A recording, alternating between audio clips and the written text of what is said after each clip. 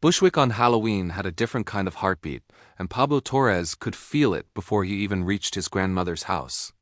Music poured from second-floor windows, kids in costumes ran up and down Stockholm Street, and the smell of roasted corn and piraguas drifted in the air. Every brick, every stoop on the block felt alive. But behind Abuela's house, hidden behind the little backyard, was something nobody ever talked about out loud. Something the cousins only whispered about when the adults weren't listening. Something that began at the cellar door. Pablo arrived with his backpack still half open, a Mets cap turned backward on his head, and adventure already sparking in his eyes. Tonight, every cousin was staying over because their parents all worked late together at the same restaurant on Wyckoff Avenue. Inside the warm kitchen, Abuela stirred a pot of arroz con pollo while Benito the cat watched from the windowsill. The TV played the news, but holiday decorations filled the room: paper bats, orange candles, plastic pumpkins. The scent of sofrito made everything feel safe. One by one, the cousins arrived. First came Ricardo, tall for 9 and always planning something. Next was Joseph, who read too many monster books. Stephanie showed up chasing Marisol with a rubber spider, while Elizabeth walked in correcting everyone's grammar, and Jimmy made explosion sound effects just by using his mouth. They were a wild crew. But to Bushwick, they were known simply as Abuela Torres' grandkids. "Rules," Abuela said, pointing a wooden spoon at them like a sword. "No fighting, no scaring your little cousins, and stay out of the backyard after dark, especially near the cellar. Entendieren?" They nodded, but everyone knew that last part wasn't a rule, it was a warning. The cellar door was legendary. And nobody ever said why. When Abuela left the room to answer a call, Joseph leaned forward and whispered, "Everybody knows what's inside that cellar." "That's where El Cuco lives." Stephanie rolled her eyes. "El Cuco isn't real, that's just a Spanish word for the boogeyman." "Same thing," Joseph shot back. "El Cuco comes for kids who don't listen. That's what Abuela said she was told when she was little in Puerto Rico." "That's just a story parents tell so kids behave," Ricardo said. "Yeah?" Joseph leaned in. "Then why does Abuela always lock the cellar door?" Everyone went quiet. The truth was, each of them had secretly wondered about the cellar. Why did it always feel colder near the hatch? Why did the lock sometimes hang open, even though nobody touched it? And why, on some nights, did it sound like water was dripping down there even when it hadn't rained in weeks? "We should go," Pablo said. Stephanie raised an eyebrow. "You serious?" "Yeah," he said. "Just a look. Tonight we're all here. Strength in numbers." Joseph shivered. "We are not going down there." "Then don't," Pablo replied, already grabbing a flashlight. "Nobody has to. But I'm going." That was all it took. The cousins followed Pablo to the back door because that's what cousins do, they follow each other into dumb decisions. The backyard was small but cozy in the daytime. At night, it was a different world. Shadows stretched across the concrete like spilled ink. The metal cellar hatch waited near the fence, half covered by vines. A single padlock hung through the middle, but it wasn't closed. Ricardo checked behind them. "Did anyone else hear that?" "Hear what?" Jimmy asked. "Thought I heard someone whisper," Ricardo muttered. "Probably just the wind," Pablo said. But there was no wind. He lifted the cellar hatch.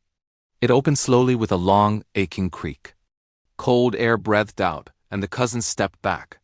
Below were 5 concrete steps and darkness. "Flashlight," Pablo said, switching it on. The beam cut through dust floating in the air. Down below, at the bottom step, sat an old wooden door. The paint was peeling off like dry skin. "We go down, touch the door, then leave," Pablo said. "Simple." Joseph hesitated. "What if El Cuco is real?" "Then we'll find out together," Pablo said. He took the first step, then the second, then the third. Every cousin followed. The deeper they went, the colder the air became, as if the cellar led somewhere else, entirely somewhere old. From inside the cellar, something knocked. 3 times. Knock. Knock. Nobody moved. "Tell me someone imagined that," Joseph whispered. They hadn't. And from behind the cellar door came a slow, dragging sound like something waking up. Pablo swallowed. "We're already here," he whispered. "No turning back now." Pablo could feel his heartbeat pushing against his chest like it wanted to run without him, but he wasn't running. Not tonight. He raised the flashlight and took another step down. The cousins followed, shoulder to shoulder, as if space between them might invite something else in. The concrete staircase ended where the wooden door waited. covered in cracked green paint. Pablo put his hand near the surface without touching it. The wood felt cold, like something that had never seen sunlight. "Did anyone really hear knocking that time?" Joseph whispered. "Because if nobody else heard it, I'm good pretending it didn't happen." "We all heard it," Ricardo said. "Don't even try that." "Yeah," Jimmy added, "and whatever made that noise is still in there." "Could be pipes," Stephanie said, trying to sound logical even though her voice shook. "Pipes don't knock," Elizabeth said. "They clank, they rattle, they hiss. They don't knock in threes." Another sound whispered behind the door, barely there, like a slow inhale. Pablo gently tested the doorknob. It turned too easily, as if it had been waiting. "I don't like this," Joseph said. "Tell me we're not going in." "We don't go in," Pablo said. "Just look in." He pushed. The hinges groaned, and a colder layer of air rolled into the stairwell. The light revealed a basement that was bigger than any of them expected. The floor was slanted concrete, spotted with old stains. Rusted pipes lined the ceiling like metal vines. Cardboard boxes sat collapsed in corners, and broken furniture lay scattered as if someone had tried to build something and given up halfway. In the far distance, the basement stretched into a second section swallowed in shadow, almost like a tunnel. The flashlight didn't reach that far. Pablo stepped through the doorway. The others followed close, unwilling to be left behind. The entire room hummed quietly, like it remembered sounds long after they faded. "Spread out a little," Ricardo said, already scanning details. "But don't go far." "Don't touch anything weird," Stephanie warned. "Define weird," Jimmy said. "Everything is weird." Elizabeth tilted her head and listened. "Do you guys hear that?" The dripping stopped. She was right. The room had gone too quiet. Pablo swept the flashlight across the floor, and the beam stopped on a long, narrow mark that scored across the concrete. It was faint, but it stretched from the far-shadowed wall all the way to the spot where they stood, as if something had been dragged. "What do you think made that?" Marisol asked softly. "A box," Ricardo said. "Or a shelf." "Or someone," Joseph said before he could stop himself. Something shifted in the darkness. They didn't see it, but every one of them felt it, like the room had moved closer. Pablo slowly raised the flashlight again. "Hello?" he said, unsure why he said it. No answer.